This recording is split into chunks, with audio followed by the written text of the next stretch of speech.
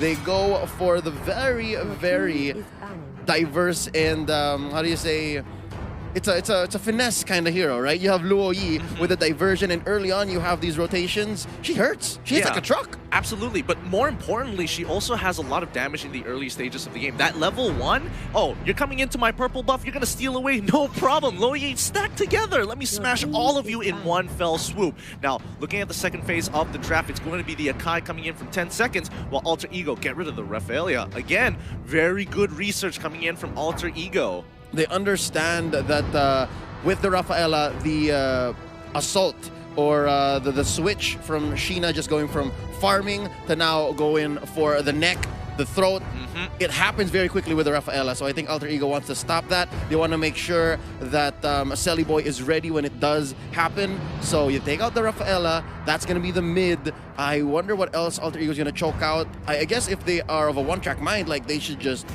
again, nip it at the bud. Just get another solid mid laner. Farsa's okay, like that would be great. Chang'e, oh, there's a Selena. There's the Selena. It's interesting because, you know, differentiating it from day one itself, Selena was basically always taken out within the first phase of the game, if not 100% pick ban. Alter Ego waiting all the way to the end, knowing that 10-second Gaming Frost could have picked it, they were absolutely okay. If you do decide to take the Selena, we can handle it. But now, all right, you've shown your cards. Let's just get rid of it. It's fine. What else do you want to pick? What other situational picks do you want to lock down on us? Ooh, I think 10-second Gaming Frost could go ahead and take out the tanks. What's left? You got the Hilda. You have the Baksha. Akai already taken out. Again, arguably, I think one of the best tanks right now in the game. By the way, let's take a look back at Selena. Banned 10 times out of 14 yesterday. So there you go. They're taking out an EXP laner. I wonder why. Are they thinking that Alter Ego might go hard into the 1-3-1? Much like a couple of teams yesterday. Todak, to be specific, just kept pushing that 1-3-1. So I'm guessing 10-second Gaming Frost wants to avoid that. They want to make sure that their side lanes are okay, that their side lanes can push it. So yeah, looking at Alter Ego now, they need to give Leo Murphy a good hero. Yeah, and I mean, he's got a number of options here. I do think that you know, 10 Seconds Gaming is opting to go for a Thamos at some point. Alter Ego could look to steal it away very early on and say, hey, show us your cards. We still have the final pick. If we need a counter pick, we have that in our back pocket. So they just need to take their time with their draft here. I wonder if it's the tank that's going to be the counter or going to be the gold laner. Oh. Ha ha ha! This is really nice. 2 birds with 1 stone. I know what's happening. This is it. This is going to be the tank Sylvana, and it works great. You have the tank Sylvana when you hit people with the Imperial Justice. There you go, the Imperial Justice. You're able to pop them with the burst from Lapu Lapu. You're able to hit them with the rotations. And yeah, 10-second Gaming Frost. Ooh. Here's a nice Renaissance. I love it. The Renaissance pick, that is the Kaja. Yeah, we saw a couple of Kajas yesterday in itself. It was a little over redundant as well because we did see it coming in from Unique Devu, and they would stack it up with the Jawheads. Exactly. Having some really hard lockdown. It can be very, very powerful here. But now it's going to be Papa's last pick, and it's going to be the Chang'e. Now they've got that magic damage. They have technically 2 supports walking around with them, which I find rather interesting, and they're expecting the Bruno to kind of hold on his own against some of these side laners. Right. Good amount of guesswork that Alter Ego Esports has to do here. I mean, even I have to consider, is Sheena going to go straight into the jungle? Is Sheena going to spend some time in the gold lane? Or is this going to be the more orthodox Chang'e gold lane, and then you put the Kaja in mid? But for now, Alter Ego Esports, they have to figure out who goes into the gold lane. We need one more. I'm guessing... not good to go 1-1 because again you have the solid lockdown from the Cho, you have the solid push the pull from the Divine Judgment of Kaja, and there you go. It's gonna be a side lane Alice. Absolutely. Okay, so now they've got an offlaner who can just act as that, you know, sponge for the teams. Like, I don't mind, you push my lane and get a little bit of that you know, barrier gold. I don't really care. I just want to collect my orbs, clear the waves, collect my orbs, and just wait until you don't see it coming and catch you right off guard with the flowing blood and the blood owed in your back line. So this is going to be a pretty interesting game here as we're going to go in, and yeah, we're going to have to wait and see to finalize what 10 seconds is trying to do in terms of lane not lane priority, but lane distribution. Yep. And And again, that's a great strength. You have a team that's as smart and as talented as Alter Ego Esports on their toes. You're already winning. You're already halfway there. And you just have to come through. You have to execute. I wonder how, though, because as crazy as the laning might be, it's a very honest lineup. You know exactly what they're doing. It's linear. It's very straightforward. You don't expect them to do anything too out of the ordinary. You know what is to come. But a little bit of speculation here. I'm going to guess a couple of things. Number one, gold laner. The gold laner is probably going to be, if anything, it's going to either be the Bruno or maybe, arguably, even the Kaja. Those are the one or two sides that I would assume. I don't think Chang'e will go into the off lane. I think she needs that wave clear for the mid lane more often than not. And it looks like, oh no, it's going to be Marksman in the middle. Two supports to back them up. And welcome to the Land of the Dawn. This is 10 Seconds Gaming Frost versus Alter Ego. Game 1 to start off the day. I love it. Leo Murphy starting strong with the Alter Ego emote. What else do you do, right? What else do you do? The first match of the day. Oh. And I think we just have to hold on for just a little bit. Now, at least this gives us some time to understand and comprehend what's going on, all right? So I understand what you're saying, that you don't want to put the Chang'e in the gold lane. But the reason why you put the Chang'e in the gold lane is because she's able to really just build up and get to the point wherein she can clear that wave and rotate really quickly. Yeah, I mean, honestly, I think they are pretty interchangeable pieces overall. And I do think that, you know, a large part of it is due to, oh, Alice is here now. You have this Bruno pick. You want to bully your opponent. And I think that was the major idea until the Alice did show. And now it's like you're kind of guessing, and you don't want Bruno to be in the EXP lane because then he's just going to get ahead, but he's not really going to get a lot of gold. So it's counterintuitive. Send him back into the mid lane. Throw Chang'e over into the gold lane, and again, it's a lot easier to play compared to, instead of harass, I can harass you under the turret. I don't have to put myself in any risk. If I get hit by a flowing blood, I'm at no risk of dying at all. Just pop the shield, run away. Yep, and we have seen Chang'e's get away with so much. A little too much, honestly. Yeah, a little too much. Like, okay, you have the speed up, but also you have what I like to call the meteor shower delta, right? It's essentially just you running away and popping your ult. Like, it's either you die or you get the kill and you clutch it. It's most likely the former, right? So that's exactly why we put Chang'e in the gold lane. And I guess we didn't see it in the draft, but I expected this much, that you would give the Bruno a retribution. A team with no retribution is just way too risky. I think that's just as risky as a 3-2 setup, like what we've seen yesterday, wherein you have 3 frontliners and just 2 damage dealers that are just as thin as paper. But right now, back into the match. What else can we reckon from here? Ooh, Sevnia. I mean, he did get a Sacred Hammer, and it's not going to matter too much, especially since it's only level 1. They didn't go for any crazy invades, but now Koro, and this is going to be a very important lane here because Koro has to do a really good job against Pai by himself. And I would expect Alter Ego to take full advantage of rotating towards the Chang'e lane because she's a lot easier to catch in comparison to someone like the Cho who's got that Shinpo. I like what we're seeing right now. A minute in and already 10 Second Gaming Frost, very own Papa, already going for the rotation. As soon as he got that level 2, as soon as he got the speed up, he's visiting mid. They're putting pressure and they're letting Sheena here just get the most of his farm. So they want to protect at least their half of the map. Something I want to note down bottom is Pai here as the Lapu Lapu. He doesn't have any stacks yet on his Festival of Blood, obviously, but oh, look at this, 70 is in trouble. Yeah, 70 is taking a little bit of damage here, and just looking at the battle spells, we see no executes from the side of Alter Ego. So honestly, they go aggressive, it's fine, but they don't want to trade kills back, and especially when you don't have an execute to get that quick pop, then all right, no worries. We'll get you later. We'll get you later.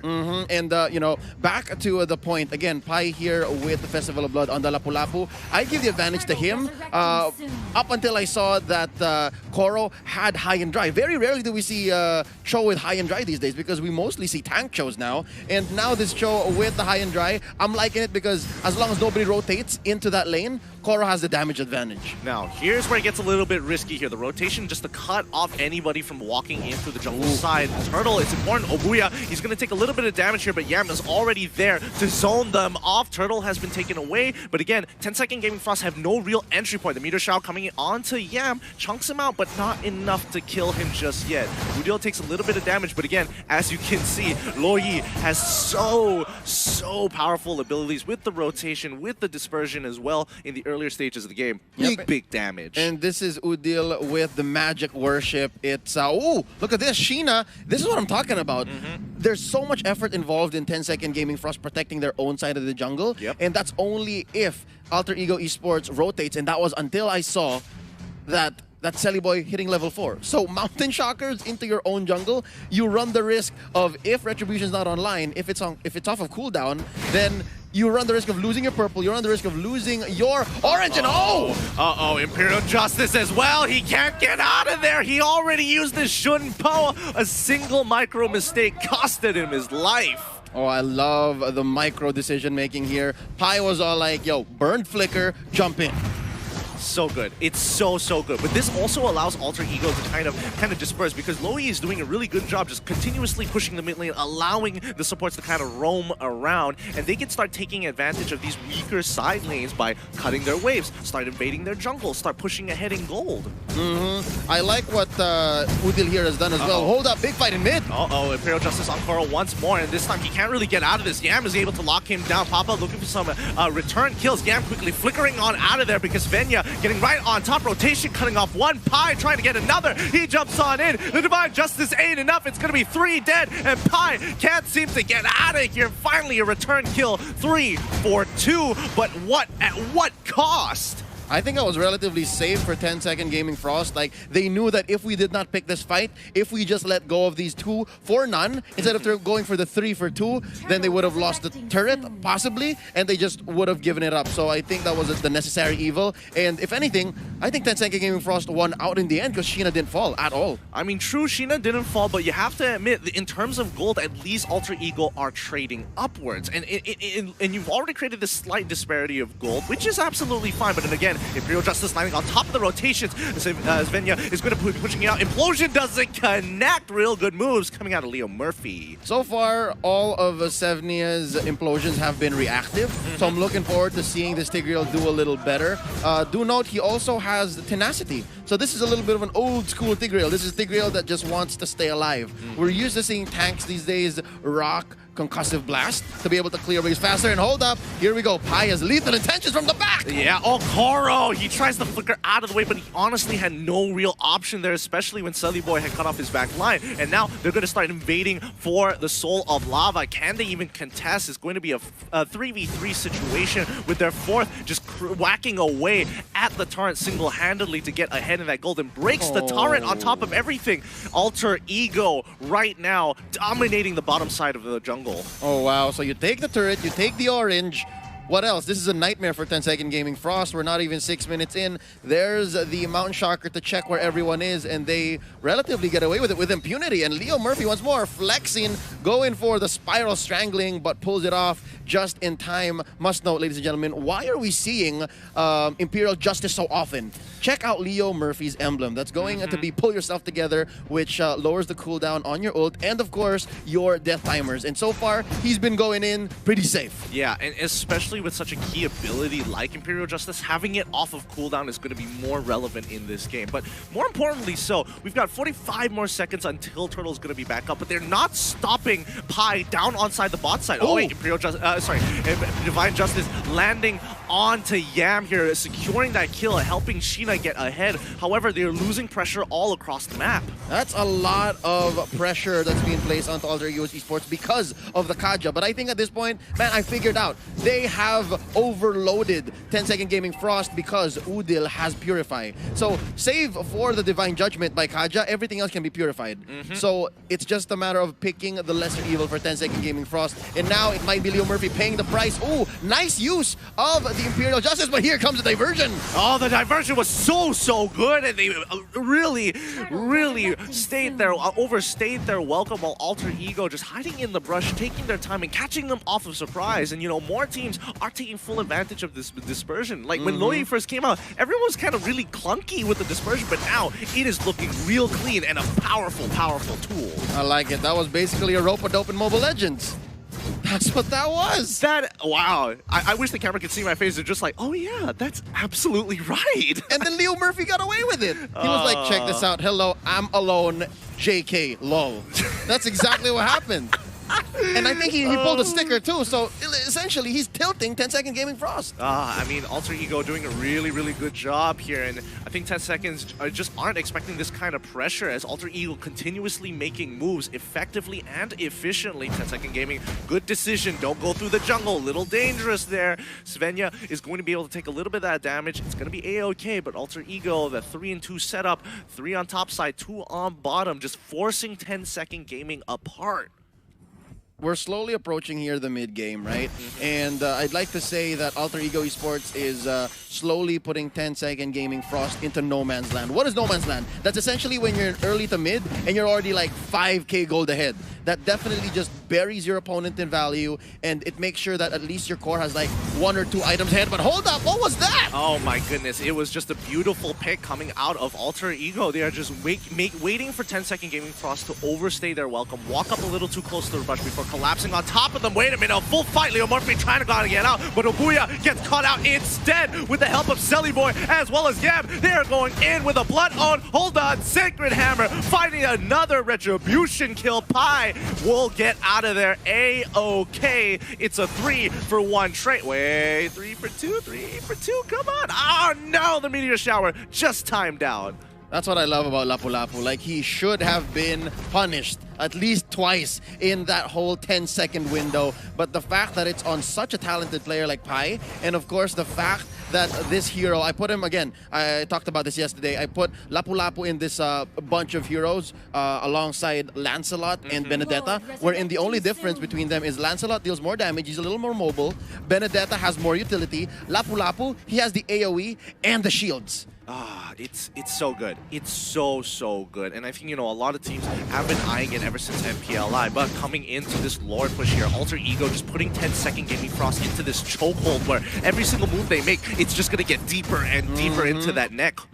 About what, 6-7 minutes? They're already taking their oranges and purples. Right now, what? A quick no-blink Lord take. And what's next? After this, by the way, ladies and gentlemen, First Lord enhances the siege minions. So already the choke that Alter Ego has put on the 10-second Gaming Frost is just gonna get worse. They're gonna be able to leave waves cleared and just move on to clearing the rest of the map. And a quick item check here. Selly Boy is building up to his, I believe, 4th core after the boots. And on the other end, we're looking at Sheena. Not a good look for Sheena. Not a good look at all. And I mean, oh boy, Alter Ego. I mean, Selly Boy has been accredited in MPL Indonesia naturally as being a fairly, I wouldn't even say fairly, an unfairly player, because he is just so quick on the farm, he is so efficient and so mechanically gifted. He is literally 14k compared to this entire team. He nearly doubles their value single-handedly. Ooh. So looking at the numbers here and looking at the essentially the way the map looks, Lord just marks it a little closer. Okay, that's fine. That's actually better for 10 seconds gaming, so they can hit it a little bit more safely. Lord is going to go down, and you know, Alter Ego, they're totally fine with this. They're 11k ahead. The Luminous Lord will start spawning. In a little bit, and in the meantime, they're going to start cracking open. Oh no, but they're going to start immediately with a fight. The Imperial Justice coming on through. They trade 2 for 1 now, as Selly Boy needs to start pulling back. He does have the killing spree, but he can't be the first person to go in. Yam just waiting for another opportunity to jump on through. Leo Murphy has to just bite the bullet on that one. However, his death netted 2 inhibitor turrets and 2 deaths for the side of 10-second Gaming Frost. Oh, this is looking dire for 10-second Gaming Frost. 3 defenders. If Alter Ego Esports wanted to, they can force this, and here's another fight. Speaking, I mean, you got it right on the dot. Force it, they did, and they did an amazing job as they look to end this game.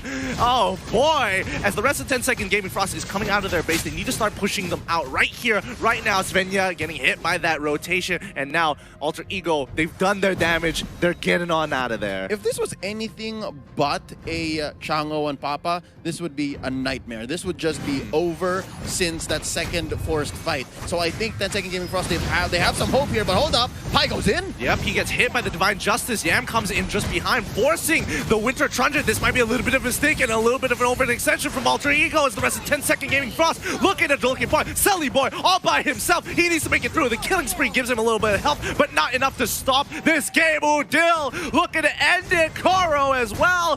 What a fight this has been. It's a 1v1 between Udil as well as Kuro, but it's not enough. Udil has way too much damage, and he will single-handedly make sure he dominates his opponents and secures this game. That's GG. Well played to Alter Ego. Wow, as long-winded as that end game took, apparently Alter Ego figured it out anyways. Again, they only needed to force one fight and allow 10-second gaming to believe it was going to be all right.